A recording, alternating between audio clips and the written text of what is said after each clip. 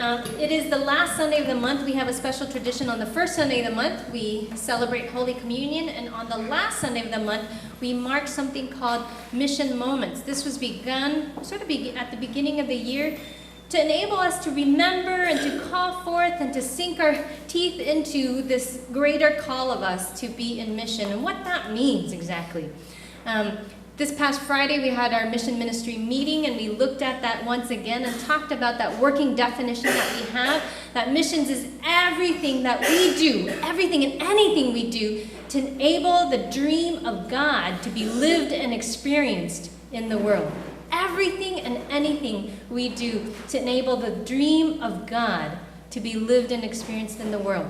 So this past week, we found out that Pastor Jeffrey was coming back from Drew. He sometimes likes to sneak back and not tell us, but he told us this time. And so we want to invite him because his charge conference is us. We are connected to Pastor Jeffrey, whether he's the big honcho at Drew or not.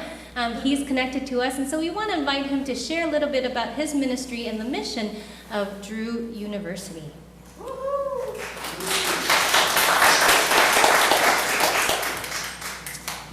Thank you, Pastor Emily, and it is so great to be home. And this is my home church.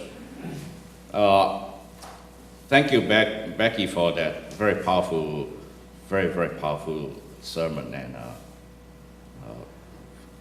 touched me on many levels, given the work that I've been doing for all these years. I bring you greetings from my faculty and staff at Drew Theological School. One of my big moments and joy as the dean of the theological school is to visit a church every Sunday. And so I've visited so many churches over the last 9 months, both in New York and in New Jersey. So. And it is great to see where God is working in all the different places that I have been to.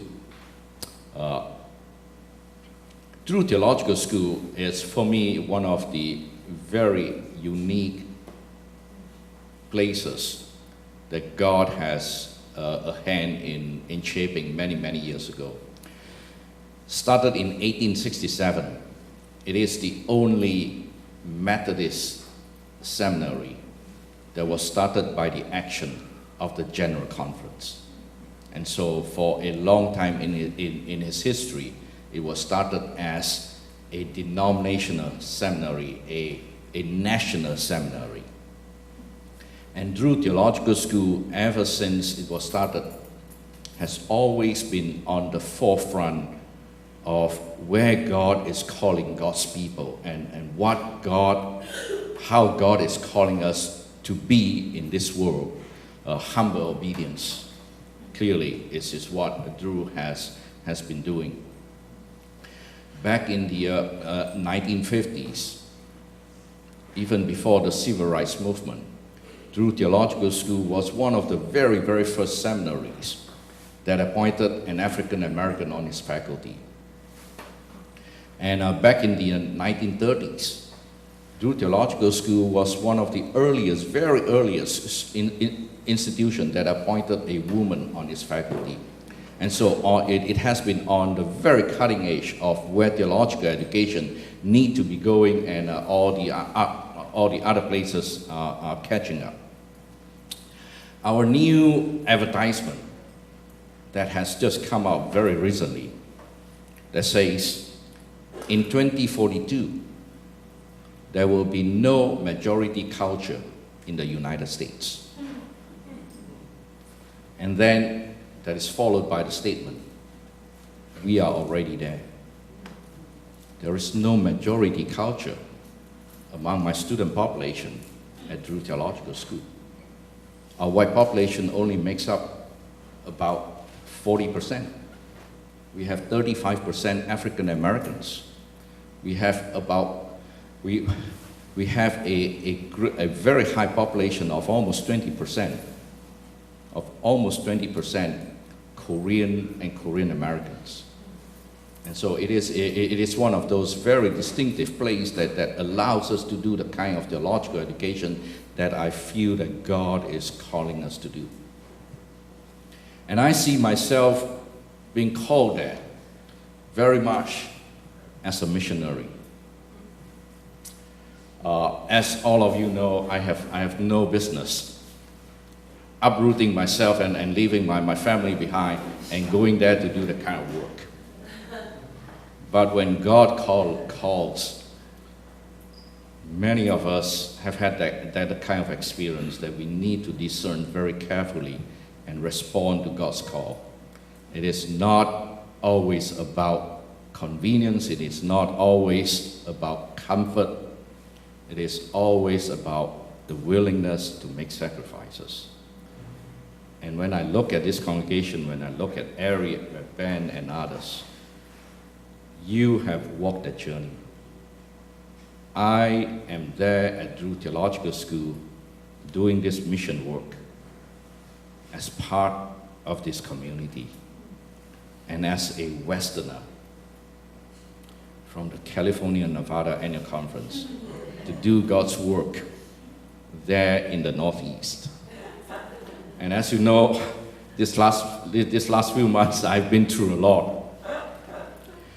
I've been through the worst winter for many of the people in New Jersey, and I'm sure Charlie must have heard it from your cousin too, that we had the worst winter, about 70 inches of snow in that one winter. In the beginning of the semester, we had to cancel classes, almost like clockwork on Tuesday and Wednesday. So classes were a lot of classes were delayed in its starting. And then in the summer, we had one of the worst summer heat. There have been days where we were in the high 3 digits. There was one day it was 111 degrees in Madison, New Jersey.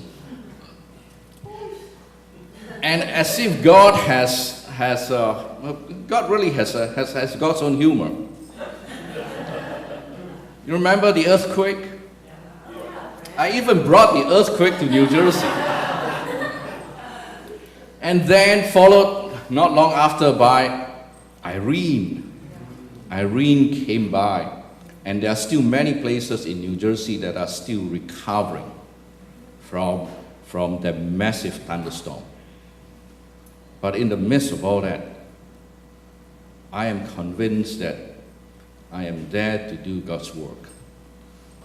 It is a season in my life that I needed to respond to God's call to do that work. And when I'm done with that work, I will be back in the Bay Area. Thank you very much.